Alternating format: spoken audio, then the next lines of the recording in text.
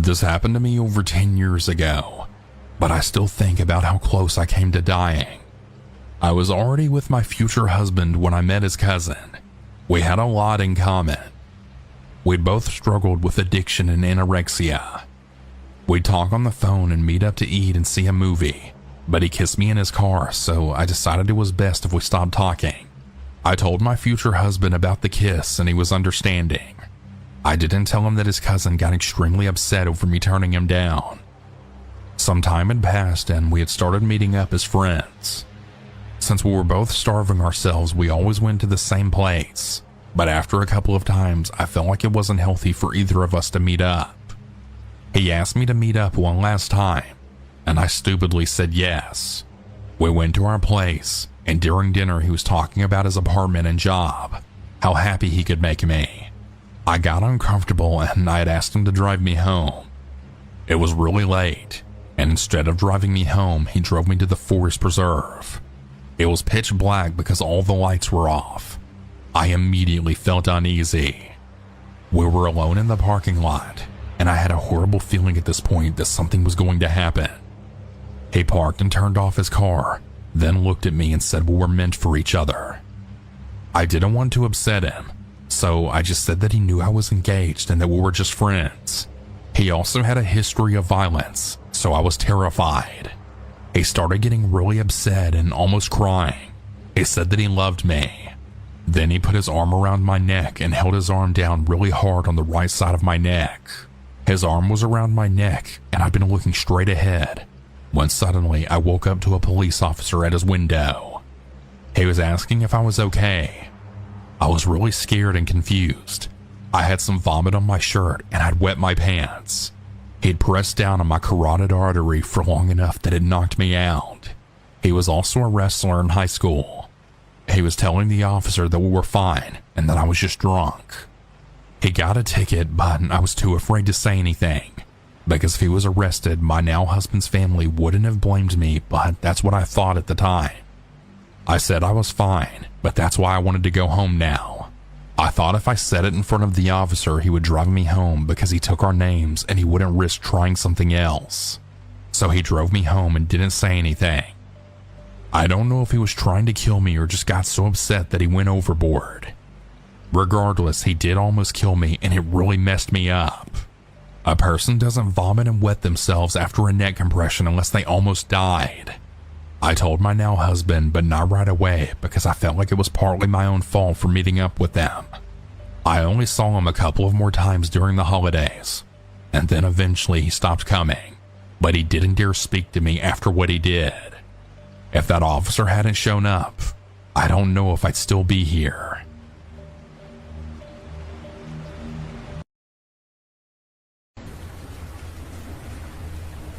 My husband travels a lot for work, so I'm home by myself quite often in our house. This was a couple of years ago now, and he was away for several days. So one night I was in our bedroom FaceTiming him as he was in his hotel. We often FaceTime every night when we're away from each other. We talked for a while, and it was getting late, so we said goodnight to each other and then hung up. My husband said that he was going to sleep now, and I was already in bed but not that tired yet, so I put on a show and laid in bed watching it. Roughly 30 minutes later, I heard something from downstairs. It kind of sounded like someone had knocked on the door. I didn't hear it very clearly though. I was upstairs, so it was pretty far away. I listened closer, wondering if I was just imagining it or if it was possibly something else. About 30 seconds later, I heard it again. It did sound like someone was knocking at the front door. Still, I didn't hear it very clearly. I got up from my bed and looked out of our bedroom window at first, but it did not have a view of the front door and I saw nothing. So I went out of the room to another window upstairs which would have a view of the front door area. When I got there, I looked out the window and I saw a man wearing a hooded jacket walking through our front yard, but he was moving away from the front door area and moving towards the garage. He soon went out of my sight. I didn't know who this guy was or what he was doing, but it seemed very suspicious. Why would he come to the door so late at night? And he didn't look like any of our neighbors, although I couldn't see his face. I just hoped that he would leave our property. So I went over and went downstairs, and then looked through several windows, including the front door window. Everywhere I looked, though, I didn't see the man at all. I thought that there was a good chance he had left, and that's what I was hoping. Still, I made sure that every door was locked and every window was covered. I was still feeling creeped out though, so I tried to call my husband, but he didn't answer because he was asleep. I turned on a light to the front door outside to try to make myself feel better. Maybe if the guy came back, he would see that a light was on and leave. My fear was that he would try to break in. So I went back upstairs at that point and got back in bed. This time, I did not hear any more noises, and I soon was able to relax and eventually fall asleep. However, I was awoken in the night. The first thing I remember after waking up was hearing the sound of one of the neighbors' dogs barking. I think that's what woke me up, and usually we didn't have any problems with the neighbors' dogs at all. Sometimes they might bark a little here and there during the day, but I had never woken up in the night to them that I can recall before. I didn't know whose dog exactly it was, because several of our neighbors have them. The dog was barking repeatedly and pretty loud. I was quickly wide awake. Out of curiosity and a little bit out of suspicion from earlier, I went downstairs. When I got there, I looked out of several windows, but everything seemed fine. I saw nothing. And shortly after I got down there, the dog stopped barking. So at that point, I went back upstairs and once more fell asleep. The next morning, I woke up, and things seemed fine. It was now bright and sunny outside, and I walked outside. However, when I got to the back patio area, I saw something that left me speechless. By the back door, there were a bunch of marks on the wall right next to it, and some on the door as well. It looked as though someone had been trying to pry the door open. The marks had certainly not been there before. I was shocked, and I took pictures and sent them to my husband. He told me to call the police. I realized that it was possibly from the man I had seen the previous night. I then also realized that the dog barking was probably from the man in our backyard. A neighbor's dog must have seen him and started barking, and that's probably what scared the man off. Had that not happened, he may have broken into our house. The police came out and I told them everything. My husband told me that I should stay at my parents' house until he got back, and I did that because I was too creeped out to stay in our house by myself. The man did not return though. When my husband returned, we ended up getting a camera set up, but nothing suspicious has happened like that since then. I'm grateful to the neighbor's dog for possibly saving me or saving our house from being robbed.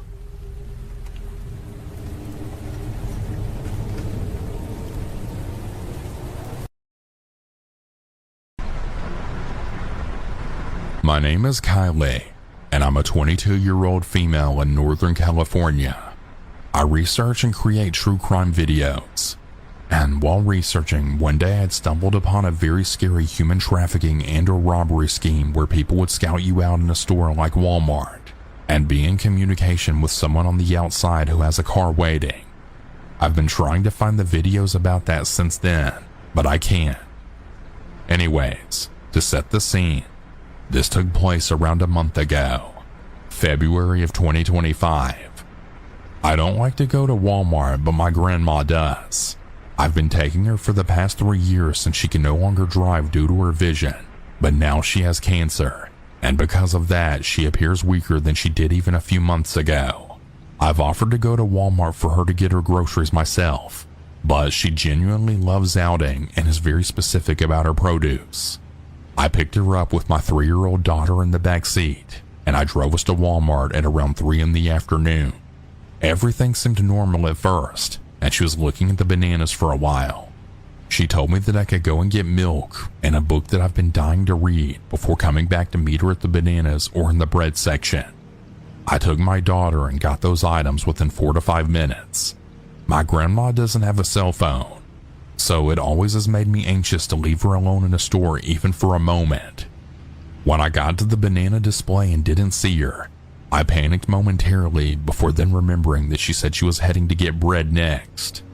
However, when I got to the aisle, my heart dropped. No grandma. There are about 14 aisles between the produce where the bananas were and the milk where I had just been. I walked quickly around those 14 aisles 3 times and looked down every single aisle. No grandma.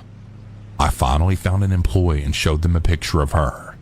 He said that he hadn't seen her but would walk the 14 aisles.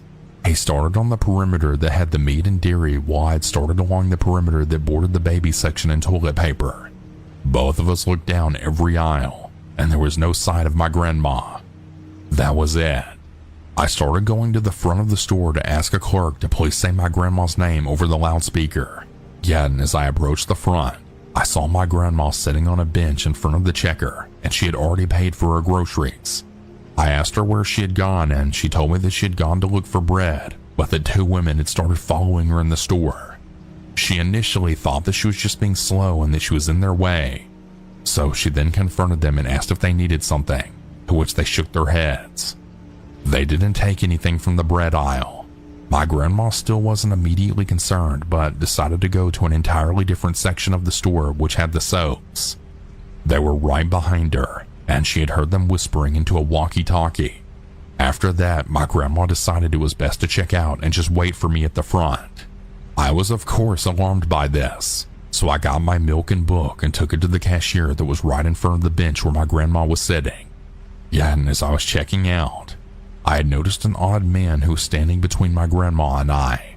I didn't think he was odd at first, but then I noticed that he didn't have any groceries or items. He also wasn't clearly waiting for someone, and I'm assuming that he wasn't waiting for the Claire store that was next to the benches. That really wouldn't make any sense. He was wearing a dark blue baseball cap, and he kept darting his eyes between me and my grandma. If you think I'm just being judgmental, I promise I'm not. The thing that set my alarm bells off was the fact that he was holding his phone upside down and he was talking into it like a walkie-talkie in a very hushed tone. He was looking at us. He wasn't doing the normal thing that people do whenever they're on the phone and accidentally space off while staring at you. No, this was deliberate. I grabbed my bag and gripped the card tighter. My 3-year-old was understandably oblivious to my panic, and so was my grandma. I told my grandma that it was time to go, and she got up off the bench to follow me. However, as she got up and started following me, the man had started following us too. My grandma didn't notice him, but she's hard of hearing, and I couldn't tell her privately that I thought he was following us. She's also the type to go into a state of panic and anxiety, and in her current physical state, I didn't want that for her. Thankfully, and I mean thankfully, there was a guy who was standing by the double doors checking the receipts. I whispered to him in a hushed tone about the man in the blue cap who was following us and what my grandma had experienced with the two women. He looked at the guy and then looked at me and then called the security guard over. She was a very intimidating woman.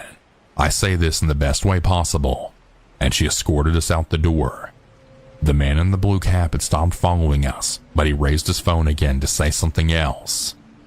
When I finally got my grandma and daughter in the car and locked the doors, I then told my grandma what had happened with the man in the blue cap.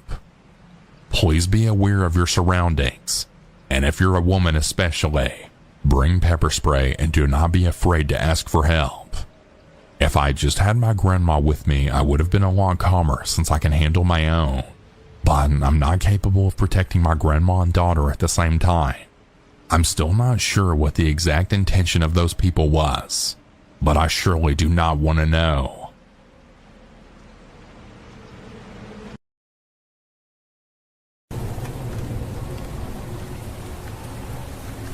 This is something that happened back when I was in college. During my freshman year, I lived alone in a dorm room, which was in an all-girls building. It was a pretty standard place, where I just had my bed, a desk, a dresser in the room, and then a few things that I had brought. I also had a small couch and a mini fridge. But there was no bathroom in my room, so there was a community bathroom down the hallway that everybody would share. It wasn't too bad though, because the bathroom had about 8 small individual rooms in it. So one night I stayed up really late doing homework. I was probably up until around midnight working on assignments and studying. This is not something that I did every single night, but sometimes you have to. So after finally getting done with homework, I went to use the bathroom before going to bed. I left my dorm room, took a right down the hallway, and then made a left to the bathroom, which were a ways down. I never bothered to lock my door when I would use the bathroom, because I would just be gone for a few minutes. Plus, nobody was out in the hallways or anything. There really wasn't a need to. There were locks from the outside to the building anyways. When I went to the bathroom, nobody else was in there, and things were completely silent. I was in there for a few minutes brushing my teeth, and then when I came back to my room, I went inside. All my lights were off except for a lamp in the corner at my desk, and the TV was playing at a low volume. I went to the desk, turned off the lamp, and then got into my bed. So I remember that I was facing the wall, and I closed my eyes, and within probably a minute started to drift off to sleep. However, suddenly I heard the sound of my door opening. When I heard it, I shot up in bed and then turned over to the door to see what was happening. I just barely saw what appeared to be a man leaving my dorm room. I didn't see his face at all, just part of the back of him. He shut the door behind him and was gone. I was so confused, but I knew that a man was not supposed to be in here at all. I got up and quickly went over to the door and locked it. Then I decided to call campus safety and report it. An officer came to the building and looked around, but found no one.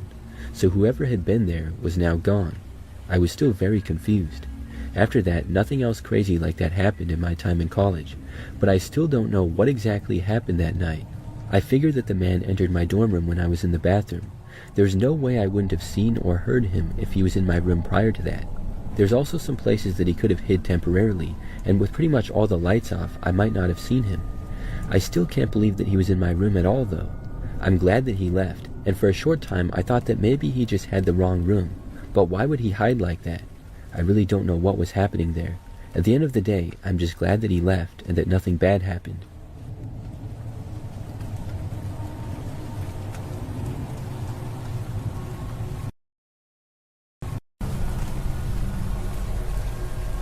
This happened when I was 21 years old.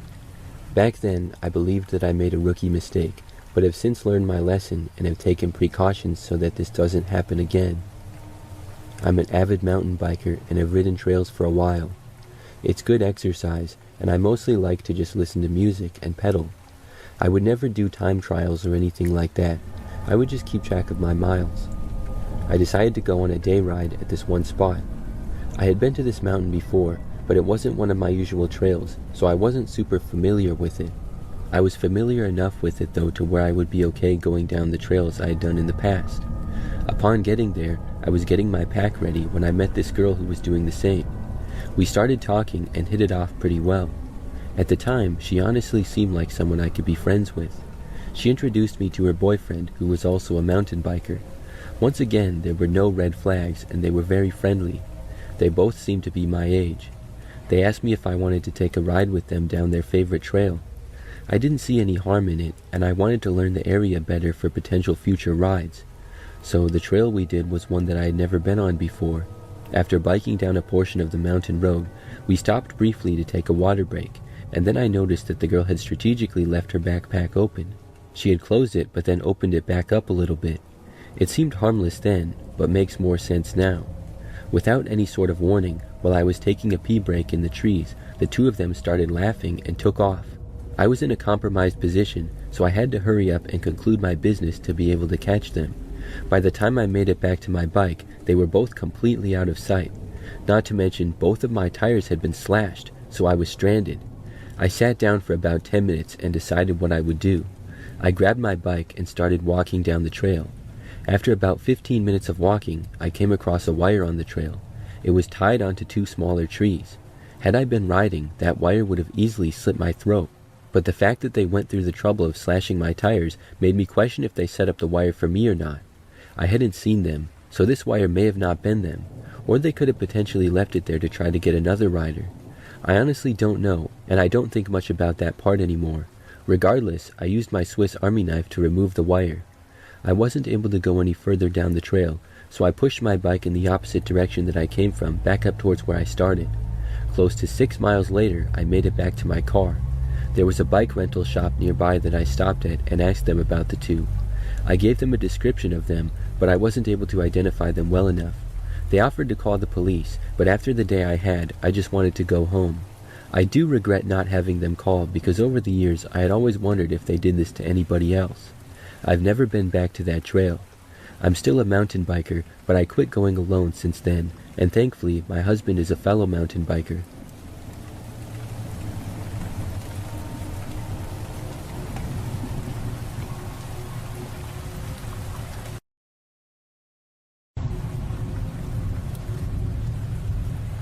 Something really weird happened at my apartment a few months ago. So, I live by myself. I have a one-bedroom apartment, and I've been living here for a few years. For the most part, it's a pretty nice building. There's several levels, and I'm on the second floor. I have many neighbors, but I don't really know any of them, and I don't see them too often. One night, I was at home by myself, and there was a knock at my front door very late. It was probably close to midnight. So right away, I knew that something was off. I wasn't expecting anyone. This rose my suspicions, and I went to the door to see who was there. When I looked through the small peephole in the door to the other side, I saw something strange. There was a man standing there wearing a suit and sunglasses. For whatever reason, I do not know why, I decided to answer the door. Even though it was creepy and late at night, I guess I just felt brave, or like the guy wouldn't do anything bad. I opened the door, and the guy just stood there a couple of steps away looking at me. But when I opened it, I also noticed that there were 4 other guys all wearing suits and sunglasses. It was the weirdest thing. They were standing farther back, a slight ways down the hallway.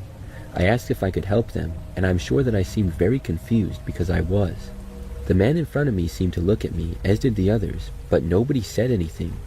I looked at everyone else, and they were all just staring at me. I asked them who they were and what they were doing.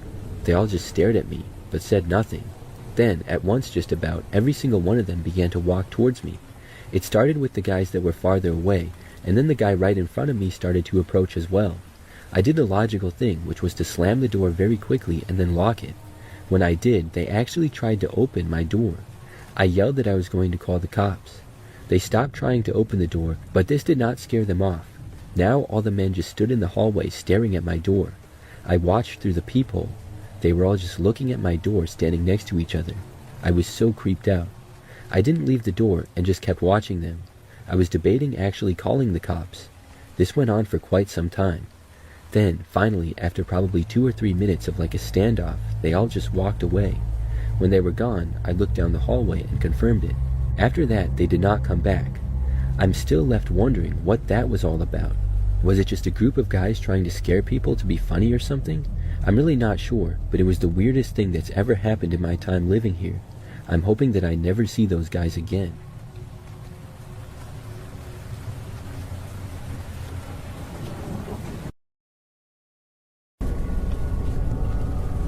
I had a hunting lease in a stretch of mountains a few hours from anywhere you'd call a town. The access road was barely a road, just 2 tire tracks cutting through brush and rock. There was an old cabin on the property that I didn't use at all or stay in. I would just do day hunting trips or sleep in my truck if I did go multiple days. It wasn't even a cabin, more like a 1-room shack with a stove and a broken cot. Someone had used it years ago, maybe even decades ago. I went alone most weekends that fall. My trips would include no cell phone signal, no other hunters, no noise except wind, and whatever animals were out there. The only thing that was slightly off that I had ever noticed before my most recent trip was that the door to the shack would sometimes be wide open when I arrived. I would always close it if it was open, but the door didn't lock or have a latch, so I figured the wind or animals might force it open occasionally. The last time I went to this spot was late in the season. I hiked out before sunrise and set up along a narrow draw where I had seen tracks crossing a shallow creek. For a while, everything was normal. Birds calling, small animals moving through the brush, but at one point it must have gradually stopped. I didn't notice things quieting down, but now everything was quiet. I remember thinking that it felt like when the power goes out in a house, how everything suddenly feels wrong. I stayed longer than I should have. I kept expecting things to go back to normal, but they didn't. I started to feel like I was being watched. I climbed down and decided to head back early. It wasn't worth sitting up there any longer. The walk back uphill was slow going. I kept looking over my shoulder without really knowing why. About halfway up, I got that feeling again, stronger this time. I stopped and turned around. The light was fading slightly, but I noticed something standing in the trail below me. It wasn't human, and it looked as if it was a deer standing on its back legs, but it was also seemingly too tall to be a deer. I couldn't make any other details out other than that, but it seemed to be facing me, staring up the trail. I raised my rifle at first, ready to fire a shot, but decided against it. I kept going up the trail, nearly walking backwards, going as fast as I could without running. When I got back to the shack, the door was open again, and it had been closed when I had left hours prior. I got my gear in the truck and left as soon as possible. I never went back, and I let the lease run out.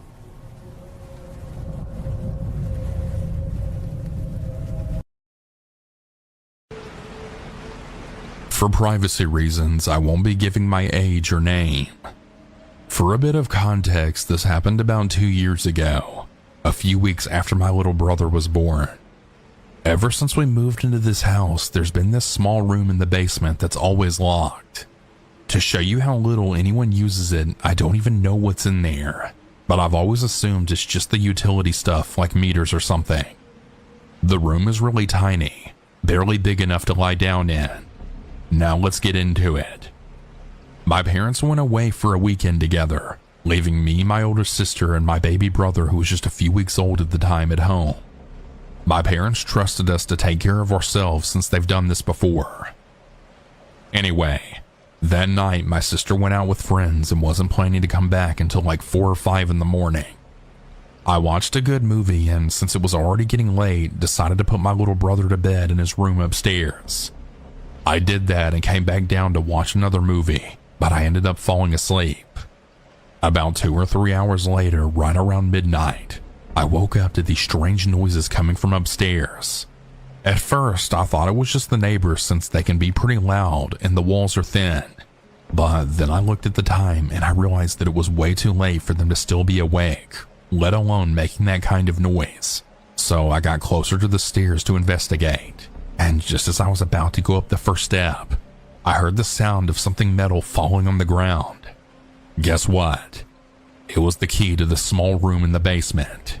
I immediately grabbed my phone, and instead of calling the police, I texted my friends to tell them what was happening. One of my friends had the brilliant idea of calling the police for me.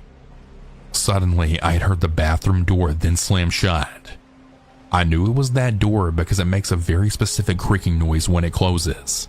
I remembered my brother was sleeping upstairs, so I carefully went up to check if he was okay. Thankfully, he was fine.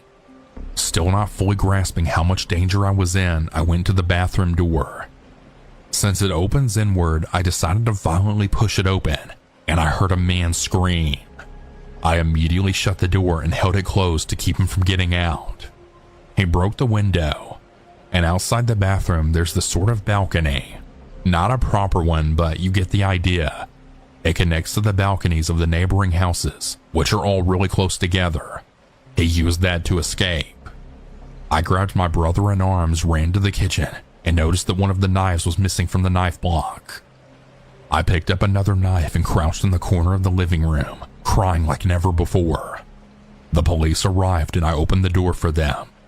When they searched the house, they confirmed that the bathroom window was broken, and I had hit the guy so hard that there was actually blood on the floor. But the most shocking and traumatizing part was what they had found in the small basement room. There were blankets and cans of food. They concluded that he had been living there for several days. That's it. I hesitated a lot before posting this because it really affected me, and I'm sorry if the story isn't super clear. Some of the details are still jumbled in my head. Anyway, I hope you all found it interesting.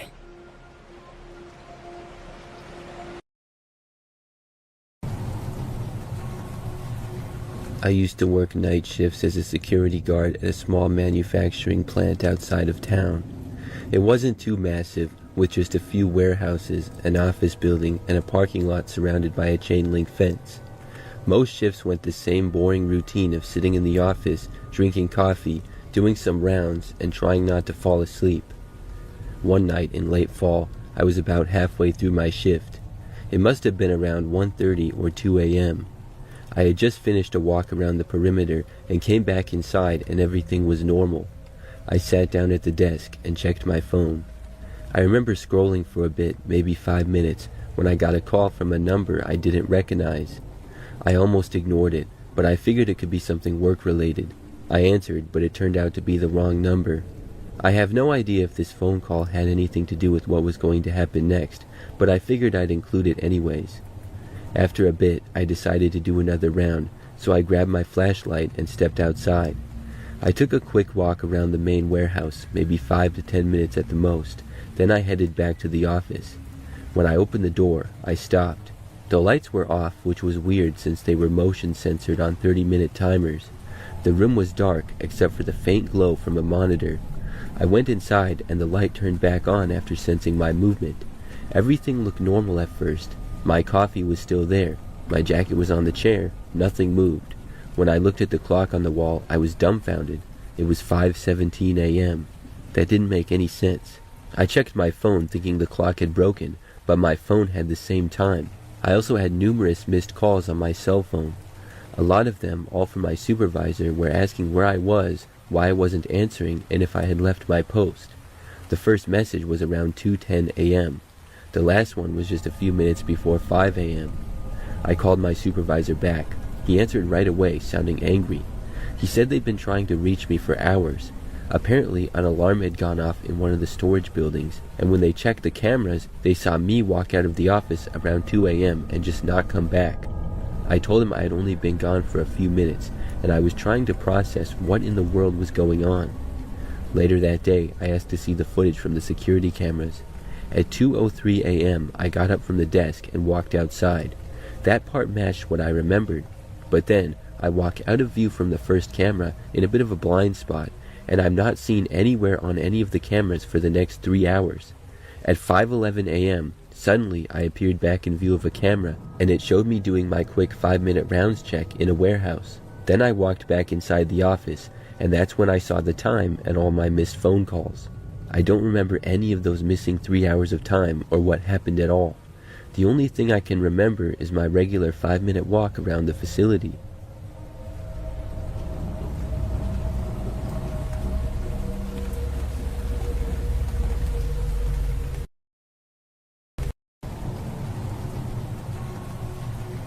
One time back in the 1990s when I was in high school, I was left home alone. Me being home by myself was something that very rarely happened because I have a large family. Living in the house was my parents, my older brother and sister, me, and then my 2 younger sisters as well. So with all those people, the chances were that somebody would be home pretty much all the time. Now, I don't remember where everyone had to go on this particular night, but it just so happened that everyone had places to go except for me. So for a few hours that night, I would have the house to myself. I was not nervous at all because I wasn't a little kid, I was in high school, but it still felt really odd, just because I was not used to it. I remembered that the house felt very quiet. It was dark outside, and our neighborhood was pretty typical. A good amount of other houses on the street, but things were mostly pretty quiet. At one point, maybe an hour or two into being home by myself, I went downstairs from my room to go to the kitchen. This was on the main floor and towards the back of the house. There I was getting something to drink when I saw something out of the corner of my eye. Much of the lights in the house were off, so I could see out the back windows better. We had a door that led out to the back patio, and I saw someone outside approaching it. I could tell right away though that it was not my parents and none of my siblings. It looked like some random guy. He didn't seem to notice me because I was entering the kitchen from an angle that was not really in his line of vision. Plus, it was mostly dark in the house. It was like right when I came around the corner to enter the kitchen, I saw him. I stopped and froze where I was. The man continued to approach the back door. I was now in the kitchen and near this door that led down to the basement. I then looked back over at the door where the man was headed and realized that it was unlocked. This gave me a terrible feeling of panic. In that split second, I did what was kind of a reaction to that, and I quickly opened up the basement door, which I was very close to. It was already slightly open, and I went inside and then shut the door behind me. Just when I did, I heard the back door to the house opening. I then quickly ran down the stairs.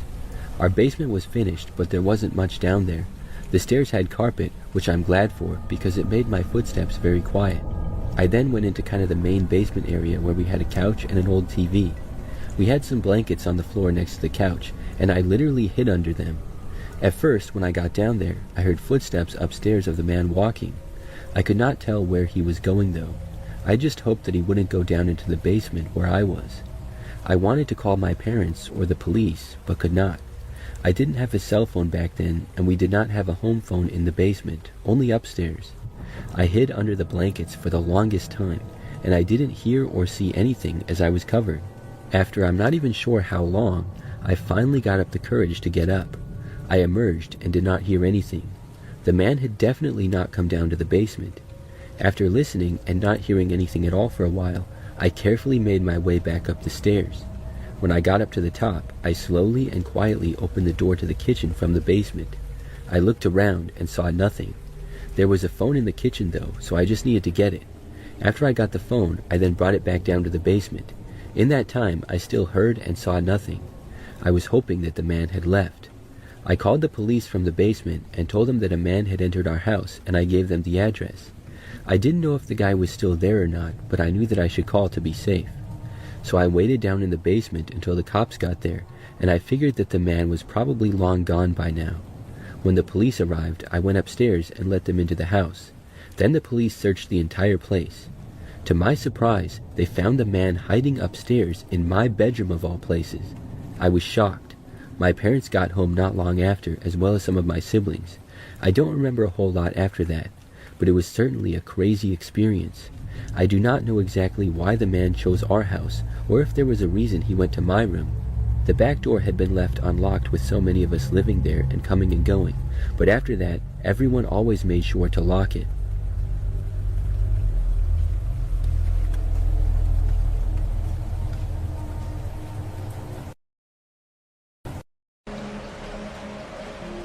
I'm a 19-year-old man who lives in a small town in Arizona.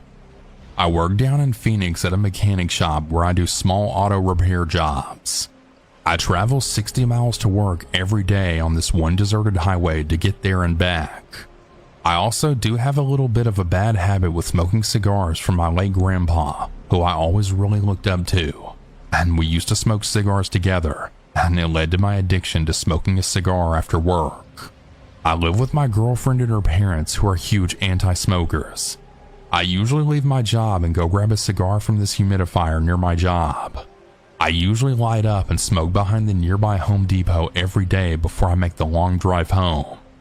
I haven't ever been bothered by anyone up until about a week ago.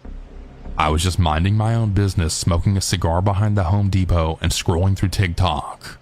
I looked up for half a second, and I had noticed this ratty old gold Nissan Versa parked across from me near the loading dock. I didn't pay attention at first to it, but then 20 minutes later, I noticed the same car, but this time there's two people sitting in the car just staring at me. I didn't know if they were just waiting for someone or if they were on their break, so I just paid no mind to it. Then about another 20 minutes go by. I go to put my cigar out, and I still see them there. At this point, I jump in my car, start the engine, and start to pull out of the parking lot. As soon as I go to turn on the main road to get to the I-10 to head home, I see the Versa in my rear view. Again, I pay no mind to it and then merge onto the main road and keep going on my way home. I eventually get on the highway and start heading towards home, but then I go to look in my rearview mirror and I see the same car still behind me. I decided to maybe let's see if they're actually following me, and I get in the next lane over and start accelerating, thinking I'm going to lose them. For reference, I drive a 2002 Cadillac DeVille DTS with a very powerful V8 engine, while they have a gutless little economy car. I started accelerating and passing almost everyone, getting in the HOV lane going triple digits until I passed the city limits of Phoenix, and I then started slowing back down. I thought that I had lost them and just started driving normally again. But then I saw the Versa 4 cars back gaining fast on me. So I started accelerating yet again, trying to put distance on us. I thought it worked and that was my final encounter with them. I get off my exit sometime later, and then I stop at a Maverick gas station to top off my gas after all that hard driving. I then go inside to grab a couple of energy drinks and to go to the bathroom. As soon as I come back outside, that same Versa was in the parking lot. I knew it was the same car, but there was no one in it this time. I then decided that I'm going to take a picture of the plates to report it to the police later on. I go to the rear of the car to find no license plate, and just when I was about to walk to my car, I then see 2 tall, skinny white guys with meth sores all over their faces, and they start running towards me. I jumped in my car and locked the doors and tried starting my car so fast so I can get out of there. One of the guys runs over and actually starts banging on my passenger window and starts yelling at me. I didn't care what he had to say, so I just started pulling out of there like hell, and I didn't see the other guy get in their little Versa and attempt to box me in. I quickly go around him and almost lose control of the big boat of a car that I had due to the torque steer, but thank God I didn't. I started speeding through the desolate streets and quickly see a little side road. I then merge in there and start making random turns and head out in a random driveway with high shrubbery. I turn off my car and wait 10 minutes just to determine if I should go to the police or not. I started heading home, starting to question why they went after me. Did I provoke them in some way? There's no way they were security because that parking lot had no security. I still don't understand why they were so desperate to follow me 50 miles to a gas station in a desolate town. If they tried to rob me, I don't think they'd get much from a broke 19-year-old. I haven't told anyone this story but my girlfriend, and she told me to be careful and to stay away from that parking lot. I haven't returned to that parking lot ever since that day, and I now choose to smoke somewhere else.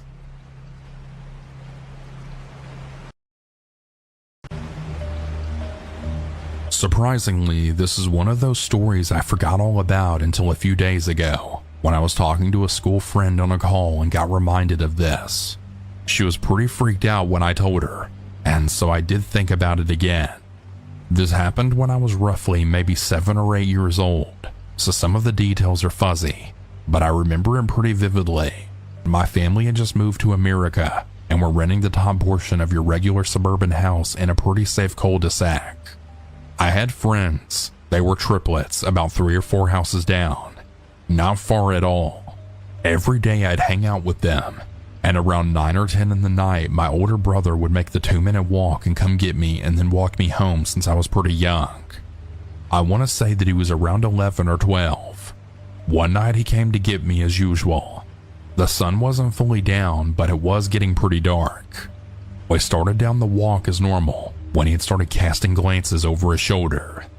I didn't really notice until he shoved me hard away from the sidewalk and between 2 houses. Each house had a huge fence that separated their backyard, and he made me crouch behind the fence. I remember being really scared, but more so confused since I had no damn idea what the hell was going on. More specifically, he was a pretty big prankster, so I didn't really believe him when he then turned and said, "Walk behind the houses. I think someone's following us, bro." Looking back, he was probably trying to keep me calm. However, whatever calm was left in my tiny 8-year-old body was gone the moment I turned around and looked. This man had followed us behind the houses, and he was just by the edge of a few houses down near a very different fence line. He had a black hoodie on, black sweatpants, and white sneakers, and he had the hood up. I have pretty bad eyesight now due to some health problems, but back then it was crystal clear, and I could see with horrifying clarity that his jaw was hung open, like he was just standing there with his jaw hung open. It was horrifying. I think now that I'm older, maybe he just had some kind of medical condition that affected his jaw, or maybe he did crack. I don't know. But back then, I could have sworn on God I was seeing some kind of demon. Anyway, my brother, when he saw me looking and getting ready to freak out, told me to just run as fast as I can to our house. We booked it. Neither one of us looked back, but we were scared out of our minds. Like I said, we only rented the top portion of the house, so the bottom part belonged to some other tenant. I don't even remember if she was home or not. But I remember tugging that thing open and locking it as fast as I could.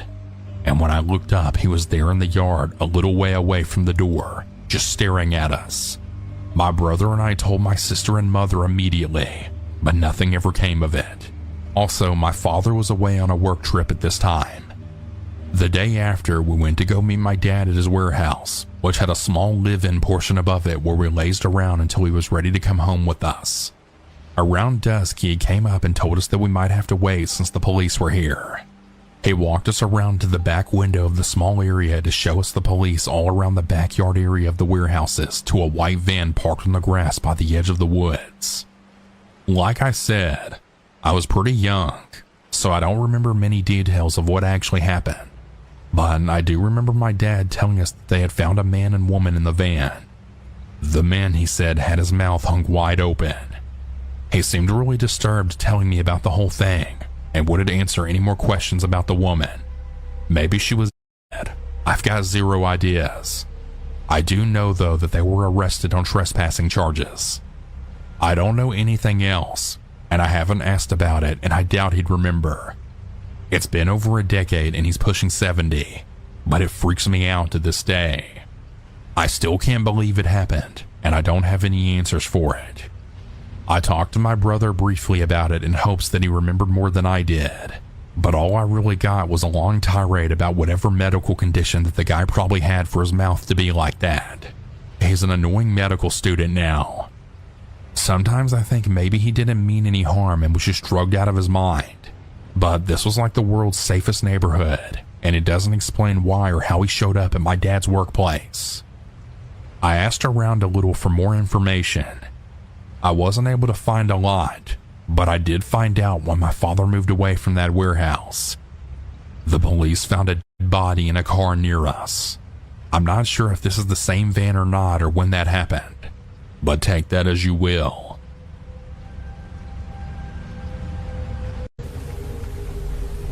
A couple years ago, I went to a concert in a city about 2 hours from where I live.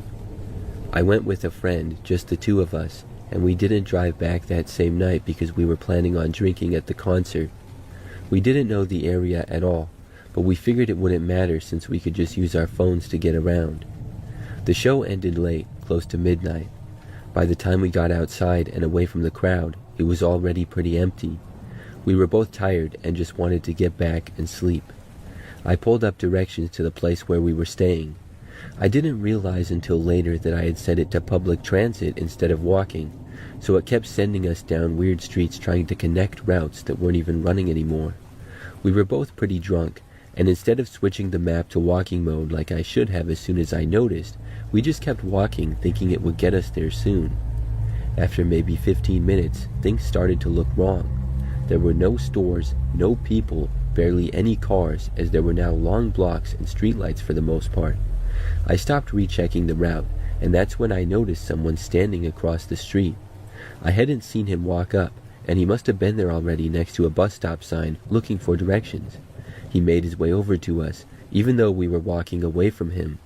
He caught up pretty quickly and walked a little ahead of us, then slowed down. He asked us if we were trying to find the station. I said no, we were heading somewhere else. He nodded like he understood and then said, "You're going the long way."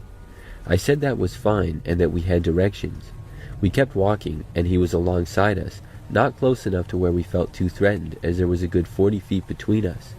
He spoke up again and said that our phone was wrong and the route we were taking would just loop us back here. I checked the map again, and I guess because I was tired or stressed, I couldn't really tell if it was right or not. It did look confusing though. My friend asked if he knew a better way. He said yeah, then pointed us down a side street saying that it was a shortcut and it would only take us 5 minutes. I didn't like the look of it as there were very few lights the way he pointed. I said we were fine and thanked him anyway. He didn't react for a second, and then he shrugged and said, "Suit yourselves." We started walking again, a little faster now to put distance between us and the man, who had gone back to just standing on the sidewalk. After a bit, I checked over my shoulder and he was gone. We kept going for another 10 minutes before I finally realized he was right about the route and we were going in a loop. At that point, I changed it to walking directions finally and it rerouted instantly. The new path didn't go anywhere near where the man had pointed us to go as a shortcut. It actually took us in the opposite direction. We followed it, and within a few minutes we were back near a main road with traffic and open places. From there, it was easy to get back. The next morning, I checked the map again out of curiosity. I traced the shortcut he had pointed us to and found out that it didn't connect to anything. It just ended after a short distance, right behind a row of closed buildings. No exits and no path through. It was essentially a dead end. I don't know what would have happened if we'd listened and gone that way. Like I said, we were drunk and already not thinking straight with the map's route, so it's a good thing we did not end up taking the shortcut. I don't think that dead-end street would have ended well for us.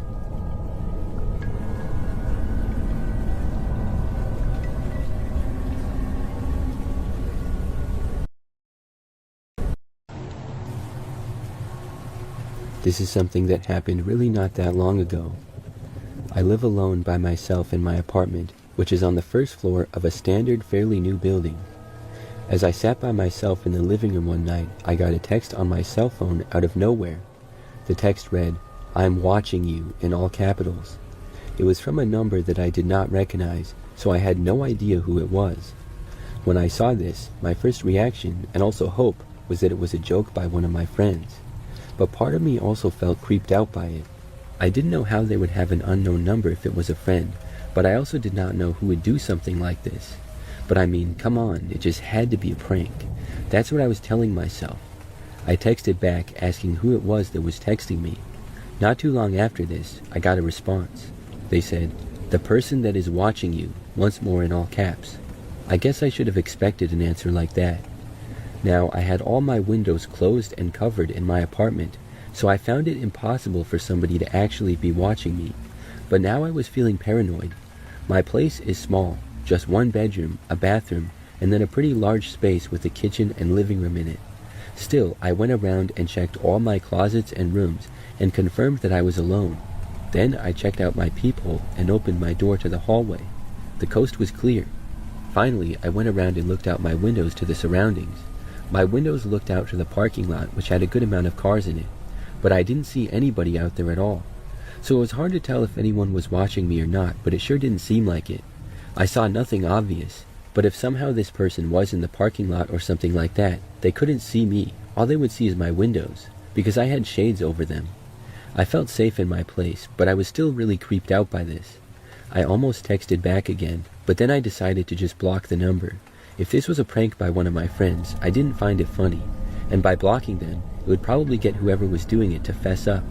However, I did not receive any texts at all. For the rest of the night when I was up, nothing strange happened. I felt a little spooked and checked out the windows every so often, but everything seemed fine. So that night, I was about to go to sleep. I was in my bed just doing some reading before falling asleep. Out of nowhere, I heard this knocking at my front door. It was not that loud, but it was constant. A repeated knocking sound that just kept going. I was too creeped out to get up and see who was there. I knew that my doors were locked, so I just hoped that the person would not try to break in or anything. I also instantly connected it to the texts, and this whole situation now seemed 10 times scarier. I got out my phone, ready to call the cops. The knocking went on for probably about a minute straight. Then it stopped. I was still too freaked out to move for a while. Finally, I got up and left my bedroom. I went to the peephole of my apartment and looked, but the person was gone. I stayed up for hours after that, too scared to sleep. I didn't get any more texts, and I didn't get any more knocks on the door either. I was finally able to fall asleep really late. The next day, things were fine. Since then, I haven't received any texts or strange knocks on the door. I still don't know who it was. I thought maybe it could have been a neighbor, but I obviously have no proof of that. I really have no clue. To come to my actual door and knock on it so late at night seems too far-fetched to be a prank. And if it was one of my friends, I would think that they would have said something about it by now. I still don't know who did that or why.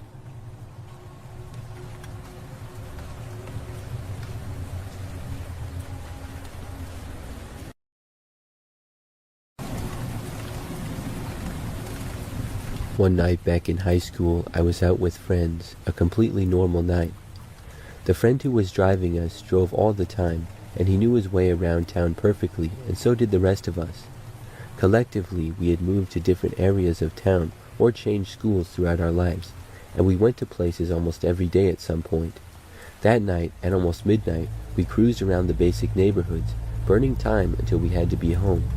Suddenly, we got lost.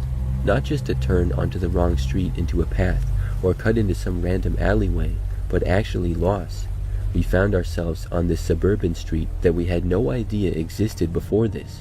We recognized none of the houses or street signs or anything, which already didn't even make sense because we knew how to get anywhere and what the entire town looked like. We got to the end of the block thinking maybe we would recognize something, turn the corner, and be on our way. But from then on, it was this completely random neighborhood. The street we stuck to was kind of on a slope, so we were just driving down this little slope. There were no streetlights, and there was a very dim lamp on one of the curbs, and a few houses had decorative porch lights, but they were of no help. We could only see the sidewalk and the front of the houses when we were cruising right past them. The sky was pitch dark, and only the North Star and a couple stars in the distance. The blocks around this street didn't look familiar at all. The streets, including street names, were completely random, either streets we'd never heard of or streets with extremely generic names. The area didn't even fit the vibe of the town. It was almost like it was the design of a non-specific neighboring town with the same air as our town. We joked about being lost, but really we were laughing from being genuinely scared and screwed not knowing how to get home. This was well before cell phones were a thing, so we couldn't just Google Maps our way out of the scenario. You could have told us that we left town by accident, and I would believe it, even though it's extremely obvious when you leave my town, because it requires taking the highway on a very specific long road leading to towns that surround us. It would include going on one of the bridges that has multiple signs. Eventually, we somehow just ended up back in a location that we recognized, but it took probably about 45 minutes to an hour of being lost. Multiple times right after this happened, two of my friends and I, and even sometimes alone, we would go around town in the daytime and nighttime, taking various turns and streets, trying to uncover where we had gotten absolutely lost. I've tried again as an adult, but have never found it. I've never found any of the streets or the street lamps or even the same slope. Did we somehow leave town on a little path and we somehow didn't know, or was there something stranger going on?